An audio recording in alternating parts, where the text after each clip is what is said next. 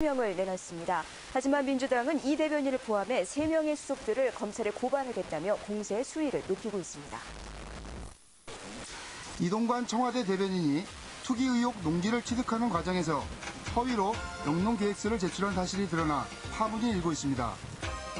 농사를 짓지 않으면서도 불법으로 농지를 취득해 의혹을 받고 있는 와중 이번에는 배우자가 외국에 있다고 위임장을 거짓 기재한 내용이 추가로 밝혀진 것입니다.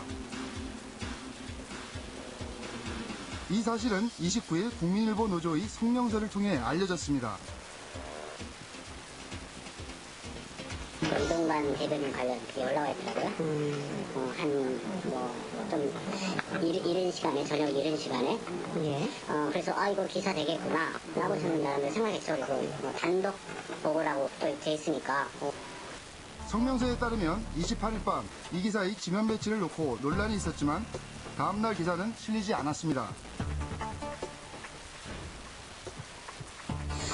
분위기가 심상치 않다.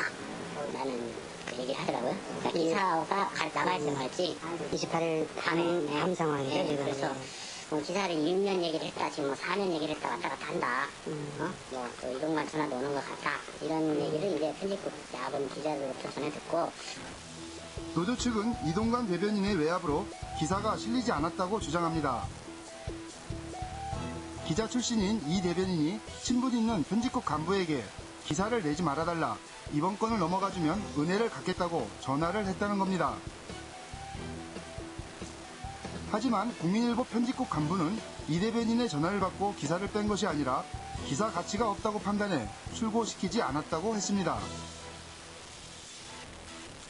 부동산 투기 의혹이 기사 삭제 압력 논란으로까지 확산되자 이동관 대변인은 어제 오후 서둘러 해명에 나섰습니다.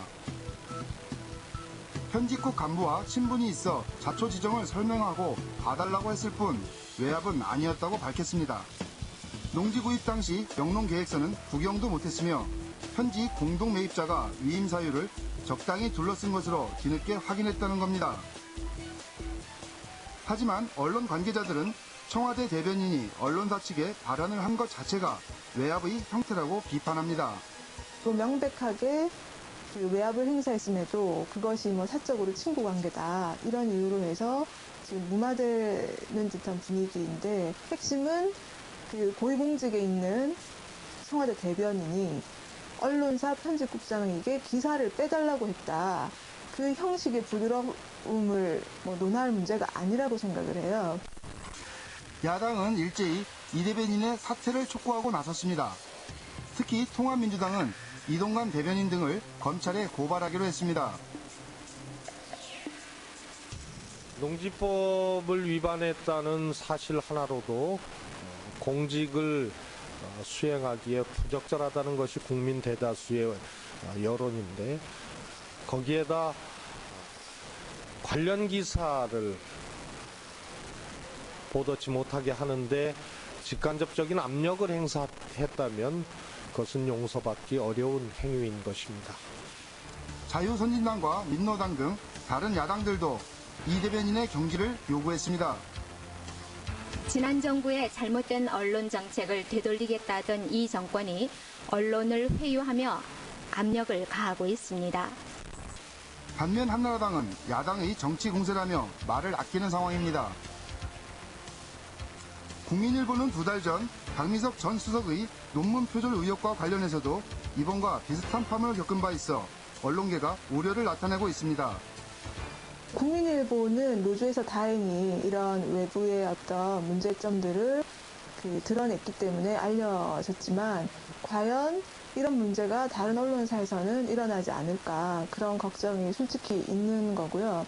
그리고 이런 문제에 대해서 어떤 문제의식 자체를 느끼지 못하는 그런 관계가 있는 언론사들은 또 없을까, 이런 우려를 하게 됩니다. 박미석 청와대 사회정책수석이 부동산 투기와 거짓 해명으로 낙마한 가운데 이동관 대변인이 공문서 허위 작성, 언론 외압 의혹에 휩싸이면서 청와대의 고민은 더욱 깊어갈 것으로 보입니다. 시사투나잇 최필곤입니다. 네, 취재한 최필곤 프로듀서와 이야기 나눠보겠습니다. 최필곤 프로듀서. 뭐 봐달라고 뭔가 부탁을 해야 되는 것 자체가 문제가 있다는 걸 스스로 인정하고 있는 것이 아닌가 싶은데 이동관 대변인 앞으로 거치가 어떻게 되겠습니까? 이 대통령이 어제 청와대에서 열린 근로제의 날 수상자 오찬에서 현 정부가 부자들을 위한 정부라는 비판이 5년 내내 있겠지만 이를 극복해야 한다면서 정부는 약자를 위해 일할 것이다 라는 얘기를 했는데요. 여러 해석이 가능하겠지만 발언의 시점을 고려해 봤을 때 이는 야권의 요구대로 추가 사퇴를 결정하는 일은 없을 것이다 라는 의중을 우회적으로 드러낸 것이 아닌가 싶습니다. 하지만 야권의 공세 수위도 만만치 않기 때문에 당분간 이 문제를 사이에 둔 여야 간의 힘겨루기는 계속될 것으로 보입니다. 네, 야권이 비리 의혹에 대해 검찰에 고발하겠다고 밝혔는데요. 그 결과에 따라서 이게가 좀 달라지게 될까요? 어떻습니까? 예, 검찰의 수사가 이루어지건 이루어지지 않건 문제는 바로 국민들의 정서입니다. 5월에 또 일반 비서관과 행정관들에 대한 재산 공개가 이어질 예정인데요. 이번 일이 마무리되지 않는 상황에서 만일 또다시 문제가 발생한다면 청와대의 국정 장악에는 상당한 타격을 받을 수밖에 없습니다. 어떤 식으로든 이번 파문을 매듭 짓고 가지 않는다면 대통령 말대로 5년 내내 비판에 시달리게 될 수도 있겠습니다. 세필호 프로듀서 수고했습니다.